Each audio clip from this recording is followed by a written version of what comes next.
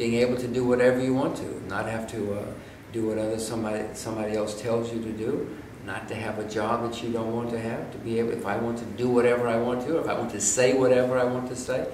That's my idea of freedom. He's a smart guy.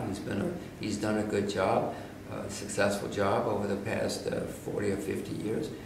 So far, so good. I mean, he's getting older now, and I'm not sure that his company is going to do as well in the future as it has in the past. I like correct economic theories. I don't like incorrect economic theories. I know that Karl Marx didn't get it right. Most of the things that I know about Austrian economics I agree with, and I approve of, if you want to use that term.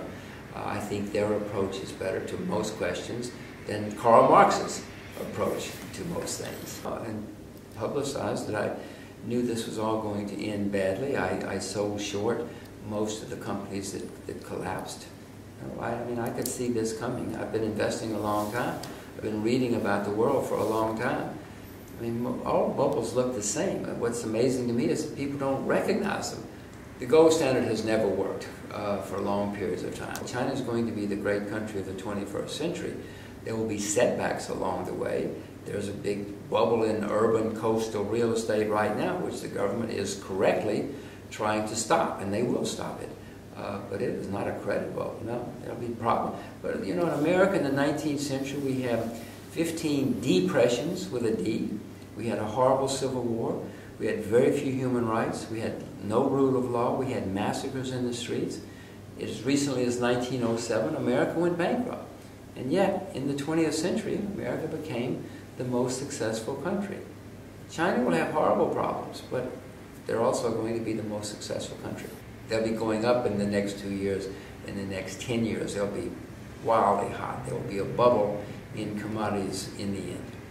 The American Central Bank, the British Central Bank, and American politicians. Probably within this decade, we're going to see serious problems in America. America's debt is already the largest in the history of the world, as you point out. Its debt is going up at a fairly dramatic rate. No, we're going to have to pay the price in this decade. The most important language in 2100 will be Mandarin, but English will still be an extremely important language. But Mandarin will be much more important. In the 21st century, in Europe, the most important problem is probably the demographic problem. Now, there are many other. The problem with the currency and the problem with the gigantic debt is a very big, huge problem. These are huge problems. But the demographic problem is the most important, because if you had good demographics, you could conceivably overcome the debt and some of the problems. But you have a horrible demographic. There'll be no Italians in 100 years. There'll be no Spanish in 100 years unless you do something about your demographic problem.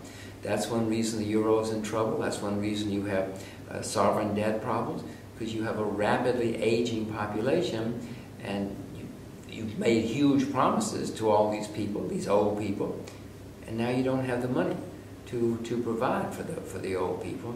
So I would say that overall, your worst problem in Europe in the 21st century, this part of the 21st century, is the dynamic, the horrible demographic problem.